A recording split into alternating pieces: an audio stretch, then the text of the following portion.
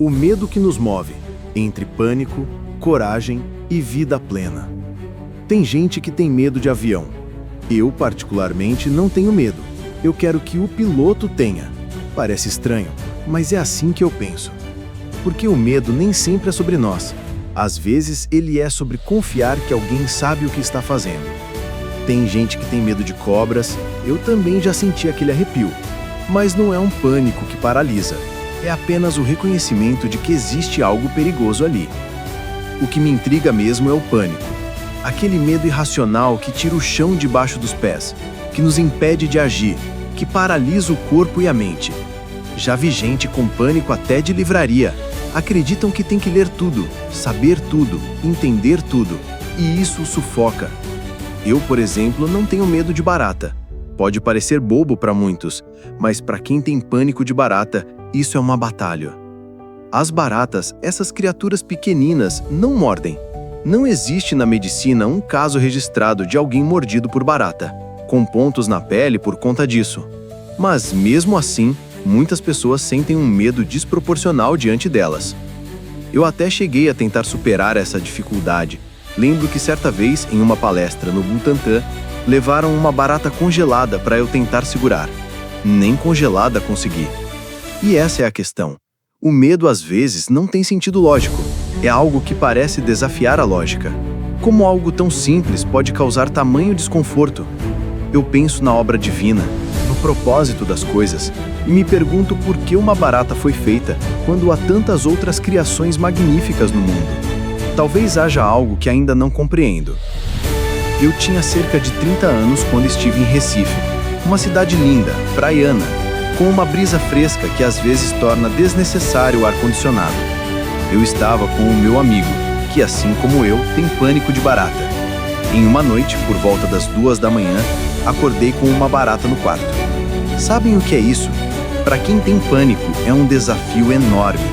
Eu, mesmo com todo o meu medo, consegui me levantar e ligar para a recepção do hotel. Expliquei calmamente que havia uma barata no quarto e pedi que alguém viesse removê-la. Não queria mudar de quarto, queria que resolvessem o problema. Depois de alguns minutos, chegou uma senhora pequena, de cerca de 1,5 m, armada apenas com um pano e muita coragem. Ela achou a barata, bateu no teto, matou o bicho e saiu carregando o cadáver.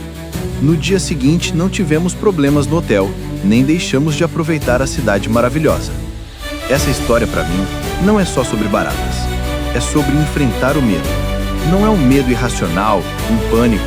É um medo consciente, que reconhece o perigo, mas que sabe agir para superá-lo. Medo e pânico não são a mesma coisa. Se tem uma coisa que a maioria das pessoas teme, é a morte.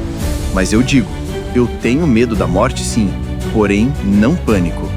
Meu medo não é um desespero, é uma preocupação profunda com o que a minha morte pode representar para a minha vida. Medo de morrer não é medo do fim em si, mas do que pode acontecer se eu não viver com propósito. Eu temo que a minha vida se torne pequena, banal, fútil.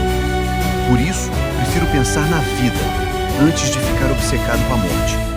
Tem gente que tem pânico da morte, e isso paralisa. Eu prefiro ter medo, porque medo me move a refletir, me move a agir. Filósofos já disseram que não podemos temer a morte, pois enquanto existimos, a morte não existe para nós. E quando a morte existir, nós não estaremos mais aqui para senti-la. Isso nos lembra que a morte é uma condição estranha, externa à nossa existência. Isso traz uma perspectiva nova, não para eliminar o medo, mas para compreendê-lo melhor. É fundamental lembrar que não somos eternos. Este pensamento não deve paralisar, mas sim despertar em nós o desejo de viver intensamente. Viver de forma significativa, sem desperdiçar os dias que nos são dados. Não deixar a vida se tornar um espaço vazio, fútil, egocêntrico ou rancoroso. Quero compartilhar uma história que sempre me emociona. No escritório onde trabalho, temos uma representação de uma cena de quadrinhos com o Charlie Brown e seu cachorro Snoopy. Charlie Brown é o retrato da boa intenção, mas da inércia, da incompetência com iniciativa, algo que pode ser perigoso na vida, na família, na sociedade. No quadrinho, Charlie Brown e Snoopy estão sentados à beira de um rio com as pernas na água quando Charlie Brown diz: "Um dia nós vamos morrer." Snoopy responde: "Mas todos os outros dias, não." Essa frase é uma lição para nossa vida. Charlie Brown é tragicômico, um personagem que nos representa nas nossas dúvidas, inseguranças e tentativas frustradas. Mas ele também é uma metáfora para o medo que paralisa e para a necessidade de avançar apesar disso. A resposta do seu cachorro nos lembra que a morte é certa, sim, mas que a vida se passa nos dias em que estamos vivos. Isso deve ser um chamado para a ação, para a valorização do presente, para que cada dia seja vivido com intensidade e responsabilidade, para que não haja espaço para arrependimentos futuros. Que possamos construir legados, que amemos, que façamos nossa parte na família, no trabalho, na comunidade. A morte não precisa ser um medo paralisante, mas sim um lembrete constante da importância da vida. E assim, todos os dias em que respiramos são dias para criar, para amar, para crescer. Por fim, quero deixar claro que medo existe e pode ser saudável quando nos impulsiona a agir. Pânico é outra coisa. É o medo que nos tira do controle. Encarar nossos medos, dos pequenos aos grandes, é um caminho de autoconhecimento e fortalecimento.